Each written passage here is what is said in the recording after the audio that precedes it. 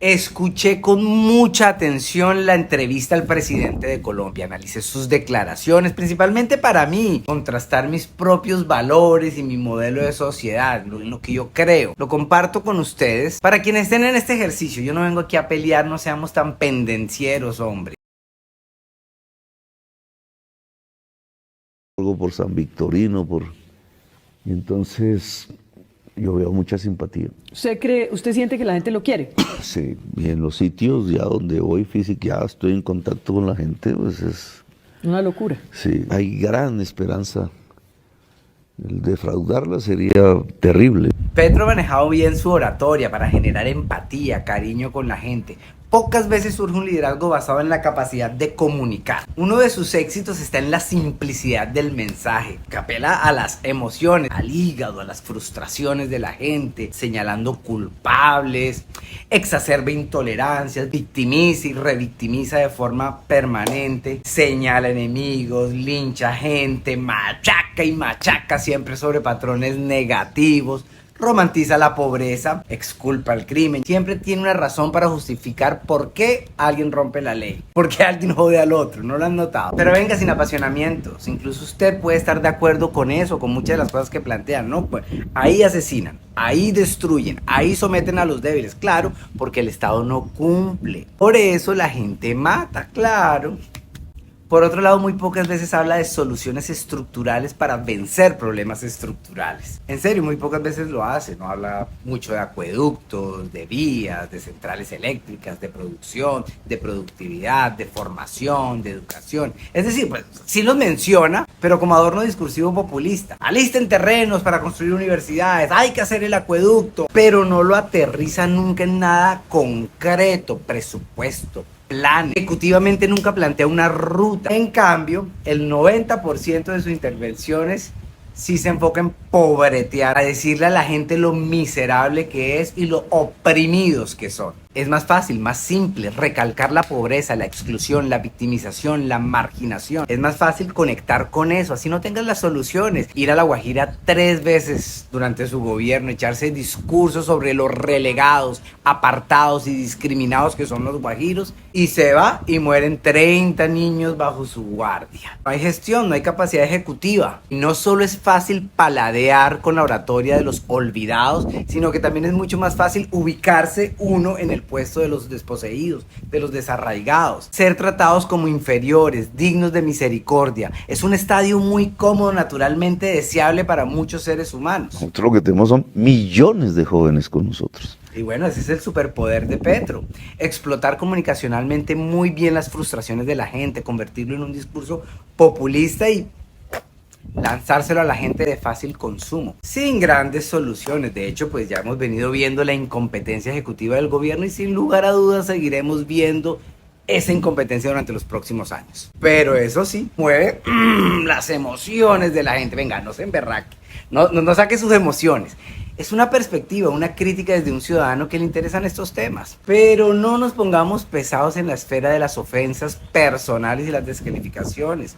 De hecho, el mismo Petro lo dice, vea. La actividad crítica siempre permite no cometer errores, o los disminuye, digamos, porque no hay nada perfecto, pero disminuye el error. La capacidad crítica es lo que te permite avanzar. Si tienes un pensamiento unánime, estás muerto. Ahí lo dice.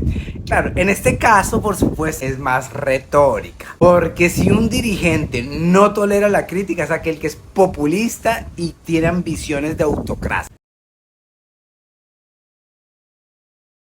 Bueno, pero hablemos de 2 temas claves abordados en esta entrevista: la violencia y la reconciliación. La mayoría de las víctimas en Colombia quieren que esto finalice.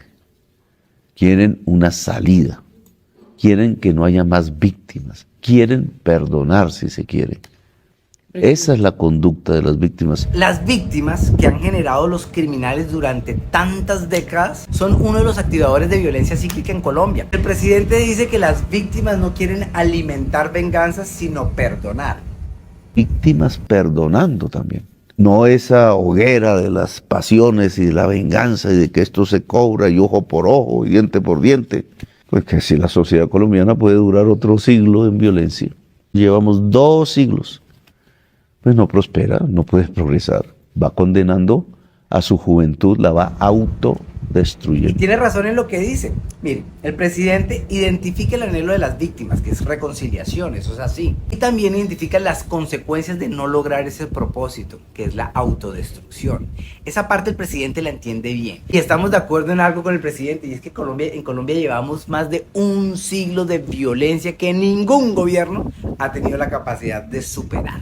Entonces, es una realidad que es necesario encontrar mecanismos que sanen el corazón de las víctimas en esta Colombia herida. Sí, muchos jóvenes de barrios populares terminan metidos en conflictos con componentes violentos que los llevan a cometer errores. Y eso es deber del Estado detenerlos, sí.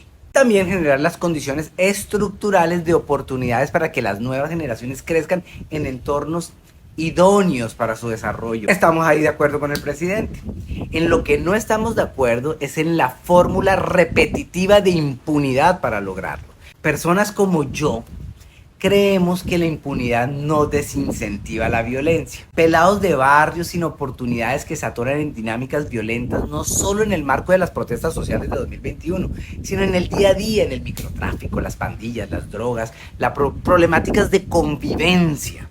Entonces esos pelados necesitan oportunidades, claro, pero al mismo tiempo hay otra problemática más difícil aún, pues estas grandes organizaciones criminales ultrapoderosas en negocios del narcotráfico, la minería ilegal, la extorsión, el tráfico de armas, reclutamiento forzado, trata de menores, sicariato y control territorial para su operación. Y sí, también operan microtráfico, milicias urbanas en donde ¡pum!, se topan, se encuentran y conocen a sus bases delincuenciales y bueno, todo el riesgo que implica para los jóvenes en los barrios. Entonces el presidente busca salidas para estos pelados que quedan atorados en círculos de violencia difíciles y que hay que ayudarlos a que los superen.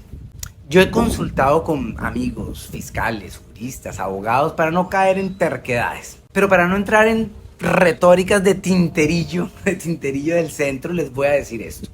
Claro que siempre podremos ajustar y crear leyes para perdonar. Sí, Colombia tiene un marco legal amplio que permite impunidad.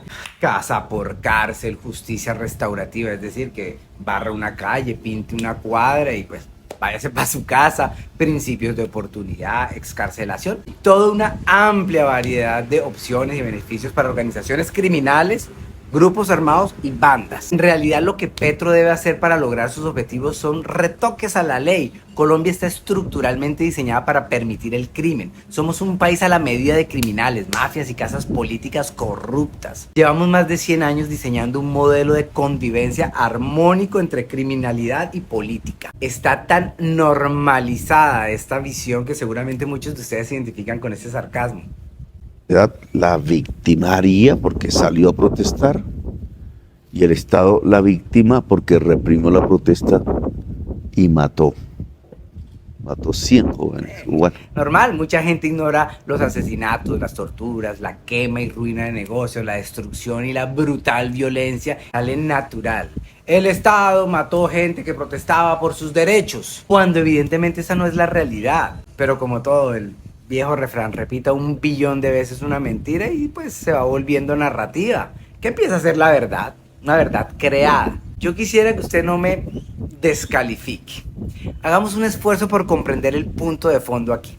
Yo entiendo que es más fácil perdonar, olvidar, dejar pasar. Como dijo la señora que se coló en el CIP, que a usted qué le importa, no sea sapo. O como me dijo un pelado hace poco, Juan Carlos, no sea egoísta, deje de criticar, démosle una segunda oportunidad a quienes se equivocaron. Sí, yo podría mirar para otro lado, incluso validar la narrativa del actual gobierno, alinearme, ¿qué más da? Acomódese, sí, eso debería ser, vea, pensémoslo bien. ¿Cuál es el objetivo de fondo? ¿Cuál es el objetivo real suyo y mío al final? ¿El objetivo es acaso perdonar indiscriminadamente y acomodar a la clase política con las organizaciones criminales? ¿Eso es lo que queremos? ¿O lo que realmente queremos es detener la violencia, construir oportunidades de desarrollo para que aquellos barrios populares, esos municipios, veredas, donde hay juventud, se pueda desarrollar positivamente? Creo que lo que queremos es de verdad lograr procesos de reconciliación y oportunidades para el desarrollo. Eso es lo que queremos. Pero con este tipo de visiones es difícil, mira. ¿Iván Márquez en la paz total, sí o no? Pues puede ser, si tiene capacidad de incidir gente aquí armada, sí. Mire, con calma. Frente a esa política de impunidad, yo veo tres ligerezas en la lógica de Petro y quienes lo siguen. La primera ligereza es que se desconoce que existen organizaciones criminales cuyo objetivo es delinquir, crecer y cero les importa el bienestar de los colombianos. Otra ligereza es el desconocimiento real de las víctimas. Mire que la actividad criminal deja víctimas que efectivamente quieren y humanamente necesitan justicia. Y la tercera ligereza son las narrativas, esas nuevas narrativas que están degradando los valores en las nuevas generaciones.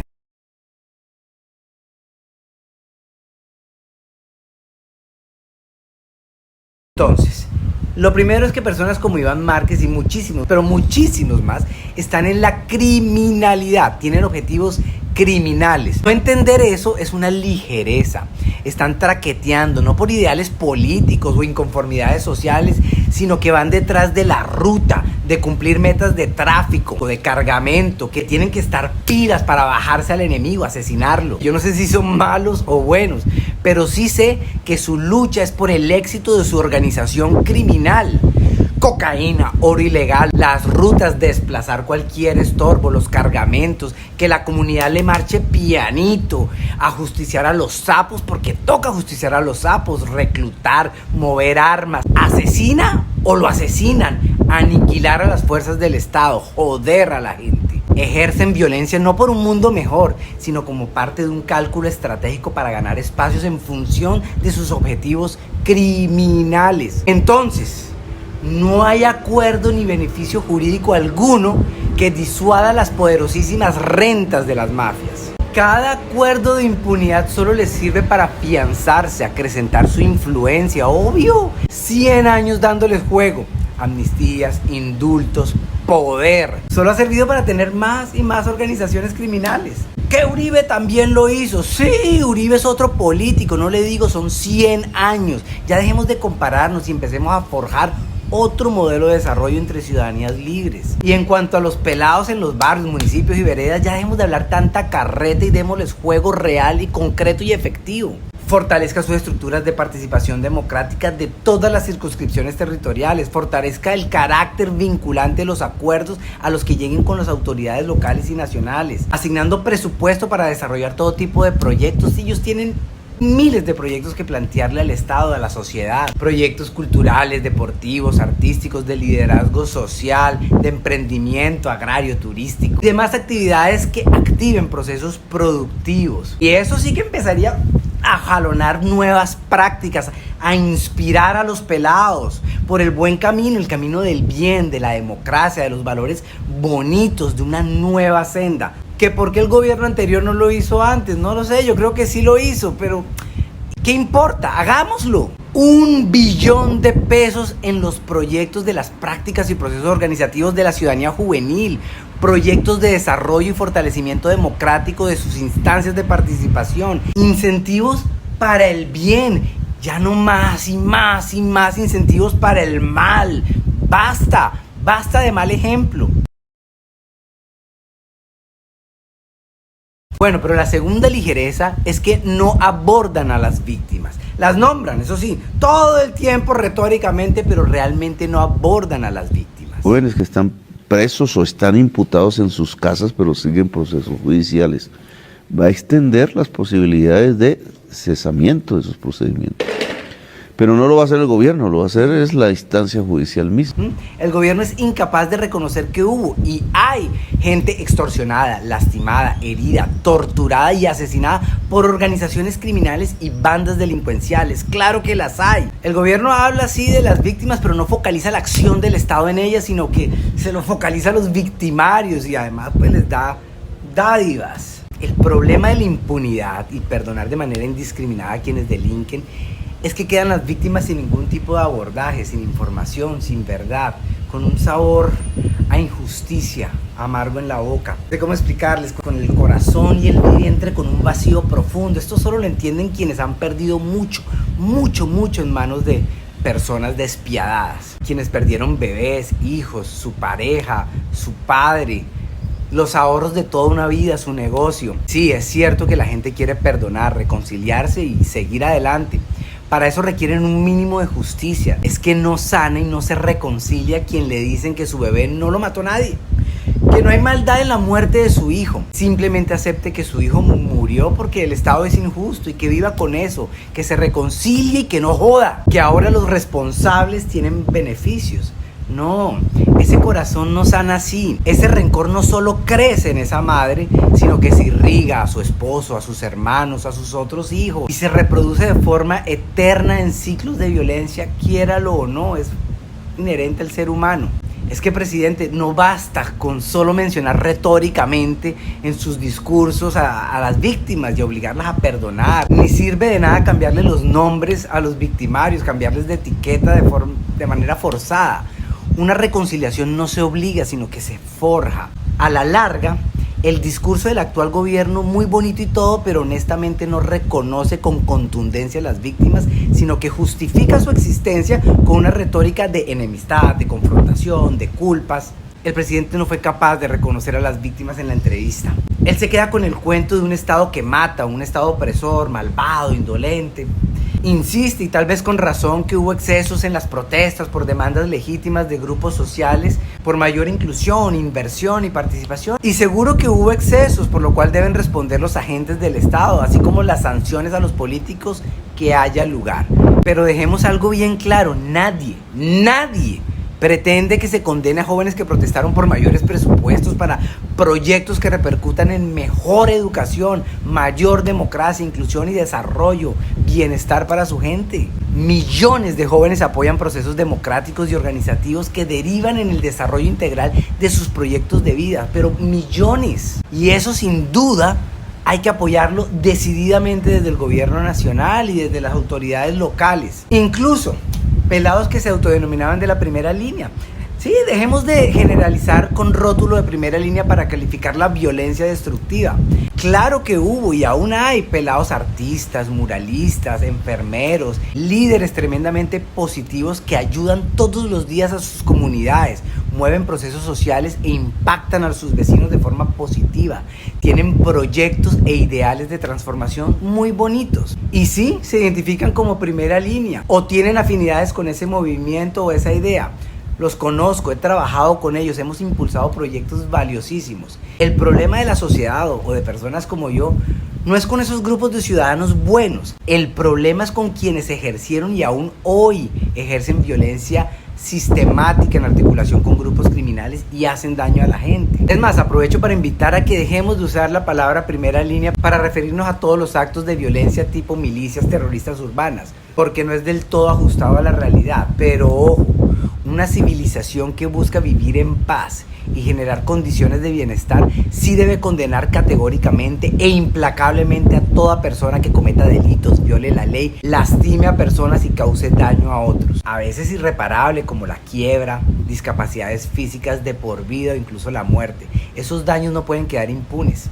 Como tampoco puede quedar impune la desidia, indolencia gubernamental, la corrupción y los abusos de autoridad. Estamos de acuerdo en eso. Pero no. El gobierno actual insiste en enfocarse en otorgarle beneficios a ese puñado de personas que hacen daño. Y ahí es donde yo creo que la embarra. Porque circunscribe toda la agenda de la juventud en unos grupos muy pequeños que son violentos y se olvida del panorama grande de las personas buenas que están trabajando por el bien de sus comunidades y por el desarrollo del país. El ser humano por física supervivencia lucha contra la injusticia. Sí, algunas veces se necesita justicia para perdonar, para vivir en paz consigo misma, para poder continuar con básicas condiciones de convivencia de cara al futuro. Porque el ser humano es constructor, somos forjadores de cosas y queremos garantías de que lo que sea que edifiquemos se preserve, tenga garantías básicas de estabilidad. Si vamos a levantar una familia con hijos y un negocio, pues hombre, quisiéramos que como mínimo no nos maten al hijo, no nos destruyan el negocio y no perdamos la casa, ¿no? Por esa razón el ser humano demanda justicia y no vamos a renunciar a ella. Ni tampoco vamos a renunciar a un Estado que como mínimo nos garantice un pacto donde podamos construir en comunidad, con la plena seguridad de que el otro no va a llegar a destruir. Por más fuerte y malo que sea el otro, el Estado siempre tendrá más capacidad de disuadir y someter al arbitrario, al violento. Eso se logra con una justicia implacable. Pero este es un Estado confeccionado para la impunidad, con más de 100 años perfeccionando instrumentos legales y jurídicos para convivir con la delincuencia, el crimen y el delito.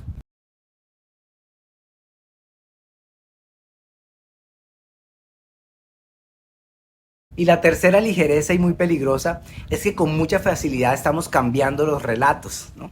Se cambia el cuento con facilidad para romantizar y normalizar conductas que no serían aceptables dentro de una batería de valores sanos. La JEP es una instancia de justicia restaurativa. Es una palabreja que es intentar restaurar las víctimas. A la JEP van militares, miles dicen. No tengo la cifra exacta en este momento. Miles de militares. ¿A qué van? A confesar que cometieron unos delitos, que en general es esto que se han llamado los falsos positivos, no lo único.